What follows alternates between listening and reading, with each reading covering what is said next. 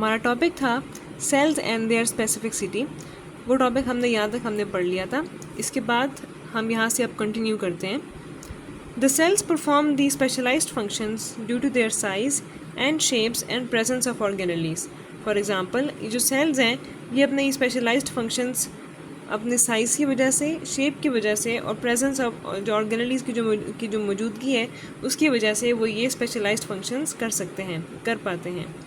For example, nerve cells are long for the transmission of nerve impulse. अब यहाँ देखिए nerve cells जो हैं वो लॉन्ग हैं तो इसीलिए वो नर्व इम्पल्स को ट्रांसमिट कर सकते हैं। तो यहाँ पे इसकी जो लॉन्गनेस है वो इसका साइज़ हो गया अपने साइज़ की वजह से, due to their size, shape and presence of organelles. तो ये यहाँ पे ये जो नर्व सेल्स हैं वो लॉन्ग हैं। Xylem cells are tube like. जो जाइलम सेल्स हैं वो ट्यूब लाइक हैं, मतलब उनका जो शेप है वो ट्यूब की तरह होता है। And they have thick walls for the conduction of water and support. Red blood cells are disc like. इनकी जो शेप है वो डिस्क की तरह होती है। अब इसमें से हर जो सेल है ना उसका एक अपना ही साइज़ है, अपना शेप और अपनी उनकी उसमें जिस तरह की उनको ऑर्गेनेलीज की ज़रूरत है, तो वो चूँकि उनकी इन डिफरेंस की वजह से, उनकी इन यूनिक साइजेस और यूनिक शेप्स की वजह से इनके जो फंक्शंस हैं वो भी डिफरेंट हैं, वो भी स्पेशलाइज्ड फंक्शंस हैं। वो फंक्शन यही सेल्स कर सकते हैं, इनके लिए वो फंक्शन कोई और नहीं कर सकता। So red blood cells are disc like and biconcave in shape. जो बाइकनकेव जो होता है ये एक शेप होती है। यह आप वैसे आप नेट पे देख भी सकते हैं, लेकिन इसकी शेप तकरीबन इस तरह की होती है, लेकिन इसको ड्रॉ करना थोड़ा डिफ़िकल्ट होता है। तो आप ये देख सकते हैं नेट पे, इसकी शेप तकरीबन इस तरह की होती है। Red blood cells are disc like and biconcave in shape to increase their surface area to volume ratio, so more oxygen can be carried. अब जो रेड ब्लड सेल्स हैं वो डिस्क लाइक होते हैं और उनकी जो शेप है वो बाइकनकेव होती है। उनकी बाइकनकेव शेप इसलिए होती है ताकि उनका जो सरफेस एरिया है वो इंक्रीज़ हो सके, surface area to volume ratio उनका इंक्रीज़ हो सके ताकि ज़्यादा ऑक्सीजन को रेड ब्लड सेल्स कैरी कर सकें।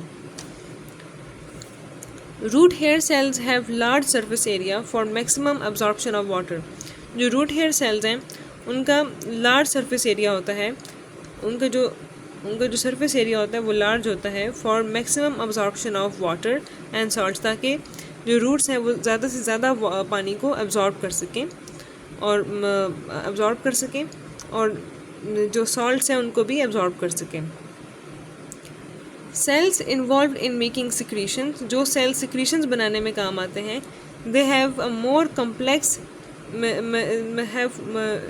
इनकी जो एंडोप्लाज्मिक रेटिकुलम और जो गोल्जी एपरेटस हैं वो बहुत ज़्यादा कॉम्प्लेक्स होते हैं। अब यहाँ पे प्रेजेंस ऑफ ऑर्गेनेलीज की बात आ गई कि जब जो सेल्स जो हैं वो सिक्रीशंस को बनाने में इन्वॉल्व हैं, उनके जो इनके ऑर्गेनेलीज हैं, एंडोप्लाज्मिक रेटिकुलम और गोल्जी एपरेटस, ये बहुत ज़्यादा कॉम्प्लेक्स होते हैं।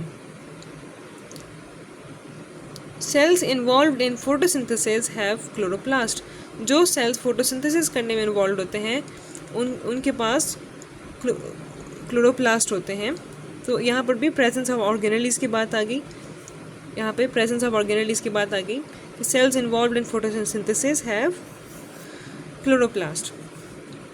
तो इसके बाद अब जो नेक्स्ट टॉपिक है cell as an open system, ये फिर हम अपने नेक्स्ट वीडियो में हम पढ़ेंगे। आई होप कि आपको इस वीडियो में इस टॉपिक की आपको कुछ समझ आ गई हो। Okay, thank you.